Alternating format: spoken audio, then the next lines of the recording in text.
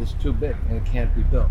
This is not an environmentally okay thing to do.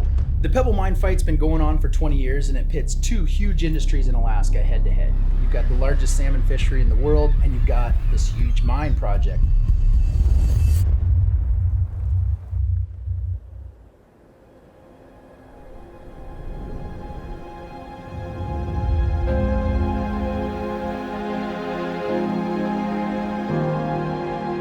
A few months ago, I joined WWF in Southwest Alaska, an area that has one of the world's most productive marine ecosystems. From our base across Cook Inlet in Homer, we traveled to witness the largest salmon migration in the world and an area that includes Bristol Bay, a place on the front lines of the fight against the international mining industry. So here's the issue. Underneath the ground in this area is one of the largest copper reserves anywhere in the world. I mean, you have natural resources like that, you have people that want to mine it. Around 20 years ago, the first group of miners put together a proposal to start pulling this out of the land, and it was rejected. But recently, the EPA have fast-tracked potential legislation that would allow it to be developed, which means the marine ecosystem, one of the most productive in the world, the homeland for the bears, all of this amazing natural beauty would be ruined in the pursuit of profit.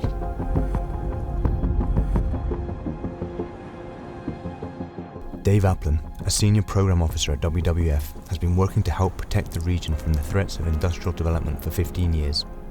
I sat down with him in Homer to learn as much as I could about Pebble Mine and what was going on. Are they taking into account the wider economic impact? Do they look at the sustainable tourism industry? Do they look at all of these additional factors that keep communities together, that bring revenue, that support livelihoods? Do they take that into account? No, we don't think they've done a comprehensive job of what they're supposed to do. The salmon feed the entire system. So it's not just the bears and the beluga whales and the eagles. It's the caribou and moose that are eating the vegetation that have been fertilized and enhanced by that salmon system. It's the birds that move through here. So the whole system depends on that annual enrichment of salmon. It's going to damage the clean water and the fisheries that people depend on. Bristol Bay is the last salmon stronghold on the planet. Spending time with Dave opened my eyes to the catastrophic impact this mine would have on the people of Bristol Bay, but I wanted to see firsthand the impact it would also have on the environment.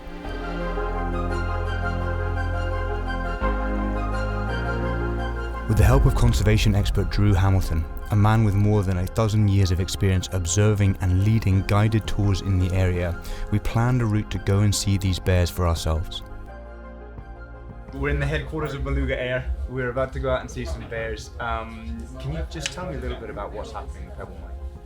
The Pebble Mine fight's been going on for 20 years, and it pits two huge industries in Alaska head to head. You've got the fishery, the Bristol Bay sockeye fishery, the largest salmon fishery in the world, and you've got this huge mine project. Now, the bears that we're gonna see today, they're not always there. They follow seasonal food sources.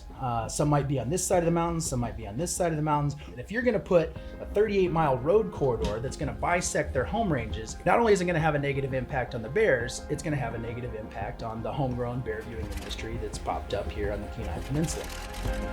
An hour's flight from our base in Homer, across some of Alaska's most spectacular coastline into Katmai National Park, was an area accessible only by seaplane.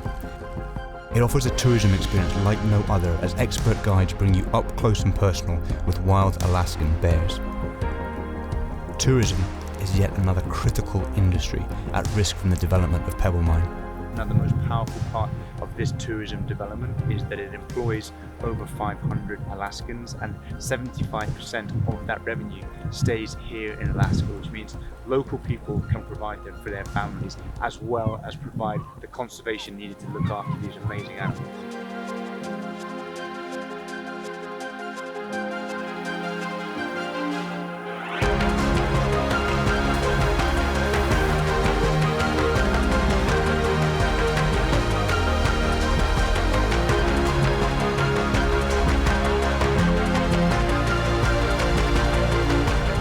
This mine will have cannot be overstated. The environmental degradation will be massive. The fish, the bears, their ecosystem will be dramatically damaged. and left vulnerable to the risks of catastrophic mining disasters that would destroy the wildlife, their habitats and people's livelihoods. But there is hope. Congress in the US has the opportunity now to pause things, to take a step back, to actually do more detailed science and make a serious evaluation of whether or not this should go ahead. And just educate yourself. If you know more, you can take action. If you take action, we can have impact and we can help protect this beautiful part of the world.